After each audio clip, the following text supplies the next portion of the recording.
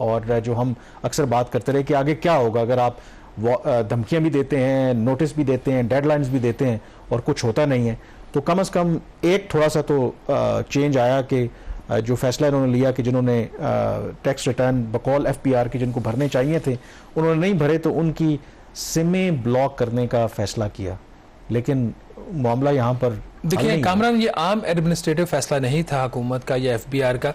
जो पिछले साल का बजट था उसमें ये इख्तियार दिया गया, कानूनी इख्तियार दिया गया एफबीआर को कि वो सिमें ब्लॉक कर सकता है, वो बिजली के कनेक्शन काट सकता है, वो गैस के कनेक्शन काट सकता है उन अफराद के, उन कंपनियों के जो अपने टैक्स के गोशवारे जमा नहीं करवाते। तो एफबीआर के ऊपर एक मुसलसल एक दबाव था कि आपके पास अब कानूनी इख्तियार आ गया, आप क्यों इस पर एक्शन नहीं ले रहे? कभी हमें दिसंबर, कभी जनवरी, कभी फरवरी के इन महीनों में हम ले लेंगे। इवेंचुअली अभी इन्होंने इसको एक फैसला कर लिया एफबीआर ने कि 5,06,671 जो अफराद हैं जिनके इनकम लेवल को मामूली नहीं अच्छे खासे हैं और उन्होंने अपने पहले जो सालाना टैक्स के गोशवारे थे वो जमा करवाते रहे, अब नहीं करवाए, कुछ उसमें नए लोग भी थे, ज़्यादातर वो थे जो पहले माजी में जमा करवाते रहे, तो उनको इन्होंने नोटिस दिए। नोटिस तो इन्होंने इफेक्टिवली बकौल एफबीआर के कुछ 24 लाख अफराद को दिए गए थे, लेकिन ये जो 5,07,000 रफली हैं ये वो थे जो हायर ब्रैकेट में ज़्यादा इनकी इनकम्स थी, तो उनको नोटिस भी दिए गए। उन्होंने जब रिटर्न फाइल नहीं किए तो फिर एक इनका इनकम टैक्स जनरल ऑर्डर एक इशू करता है एफबीआर, जिसके तहत पीटीए को पाबंद किया जाता है कि इन तमाम अफराद के नाम पर जितनी भी मोबाइल फ़ोन की सिम कार्ड्स हैं उनको ब्लॉक कर दिया जाए। बड़ा इस पर एक शोर पड़ता और बड़ा इसको अप्रिशिएट भी किया जाता कि फाइनली एफबीआर ने मूव किया, लेकिन कंसर्न्स उस वक्त भी इस चीज़ के एक्सप्रेस किए गए ये इम्प्लीमेंट होना मुश्किल होगा। इमीडिएट इसको सस्पेंशन या ब्लॉक करने का ऑर्डर था और कंप्लाइंस रिपोर्ट जो थी वो मांगी गई पीटीए से, पाकिस्तान टेलीकम्युनिकेशन अथॉरिटी, जिसके सदारत है इस वक्त या चेयरमैनशिप है वो है मेजर जनरल रिटायर्ड गालिबन हफीज़ुर रहमान साहब हैं। What is important more than the name is the major general retired, वो इसके चेयरमैन है। तो उन्होंने 15 मई का भी इंतज़ार नहीं किया कंप्लाइंस देने के लिए, उन्होंने 3 मई को यानी कि कल एक उन्होंने चिट्ठी अरसाल कर दी है एफबीआर को, जिसमें उनको कहा गया कि आपके पास कोई ऐसा कानूनी जवाज़ नहीं है कि आप हमें इस किस्म का ऑर्डर दे सके। तो फिर जो पार्लियामेंट ने कानून पास किया था तो क्या पीटीए के चेयरमैन को उस कानून के बारे में पता नहीं है? और क्या एफबीआर को या जब गवर्नमेंट ये कानून ला रही थी तो क्या उनको ये अंदाज़ा नहीं था? क्योंकि ऑफ कोर्स जो पीटीए का जो व्यू है उनका काम है, वो रेगुलेटर हैं, जो टेलीकॉम सेक्टर के अंदर जो इन्वेस्टमेंट है, जो सार्फिन के भी इंटरेस्ट हैं, जो टेलीकॉम कंपनीज हैं उनके इंटरेस्ट को भी उनका काम है प्रोटेक्ट करना। अब उनका व्यू ये है कि हमने एक बैलेंस ऑब्वियसली मेंटेन करना है। अगर हम इस तरीके से सिमें ब्लॉक करना शुरू कर देंगे तो जो इन्वेस्टमेंट लेकर के आए हैं टेलीकॉम कंपनीज, उनको तो इससे सरोकार नहीं है ना कि जो सिमें बंदा यूज कर रहा है ये टैक्स रिटर्न भरता है या नहीं भरता, उनसे तो उनका बिजनेस वो मुतासर होगा।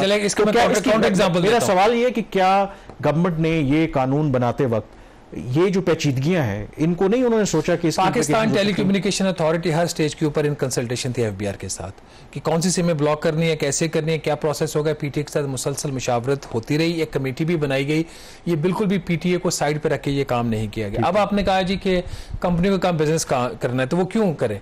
अब कंपनियां, यही कंपनीज जो हैं, आप जो विदहोल्डिंग टैक्स भी इकट्ठा करके आपको देती हैं वफाक को या फेडरल गवर्नमेंट को, जो मिरर आपके बिल्स के ऊपर आपको विदहोल्ड होता है, हमारे जो एम्प्लॉयर है हमें तनख्वाह बाद में देता है, वो हमारी सैलरी में से विदहोल्डिंग टैक्स काट कर हुकूमत को देता है। तो ये जो विदहोल्डिंग एजेंट का एक कॉन्सेप्ट होता है ये हमेशा रहता है। क्या अब वो उसके लिए एक मशीनरी या उसकी फोर्स बन जाए कि उसके बिहाफ पे जाके जो टैक्स गोशवारे जमा करवाए?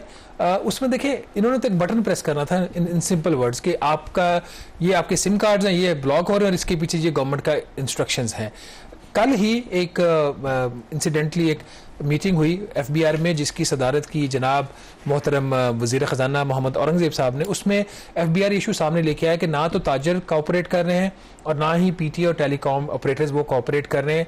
तो जनाब जो है हमारे वज़ीर ख़जाना मोहम्मद औरंगज़ेब साहब ने कहा जी एक्शन ले, उन सब के खिलाफ कानूनी कार्रवाई करें जो आपके साथ कोऑपरेट नहीं कर रहा, ये सिमें ब्लॉक होंगी। और उन्होंने यहाँ तक जो मुझे ज़राए बता रहे हैं मीटिंग में बोला कि chief of the army staff general जो है हमारे आसिम मुनीर साहब, उन्होंने भी इस चीज़ को सपोर्ट किया। इसके बावजूद नाज़रीन ख़त लिखा जाता है 3 मई को जो एफबीआर को एड्रेस किया जाता है, उसमें जो पीटीए है वो वाज़े तौर पर बता देता है कि आपका जो इनकम टैक्स जनरल ऑर्डर है उसकी वो लीगली बाइंडिंग नहीं है पीटीए के ऊपर, उसकी वर्डिंग उन्होंने इस किस्म की ड्राफ्ट की हुई है।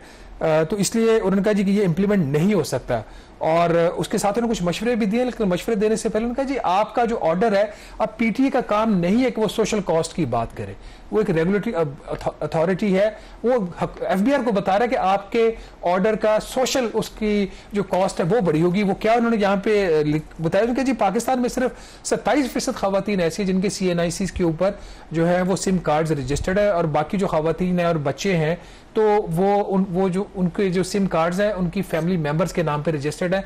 तो उन्होंने कहा जी उनको बड़ा मसला होगा, तो ये हमारा एक सोसाइटल उन्होंने कहा जी इशू बन जाएगा, सोशल नॉर्म्स की वजह से ये बड़ा मसला हो जाएगा। फिर उन्होंने लिखा जी कि जो बच्चे और खवातीन जो हैं वो जो सिम कार्ड्स इस्तेमाल करते हैं उसके उनको जो सर्विसेज मिलती हैं वो भी उससे डिप्राइव्ड हो जाएंगे, तो ये ना करें आप।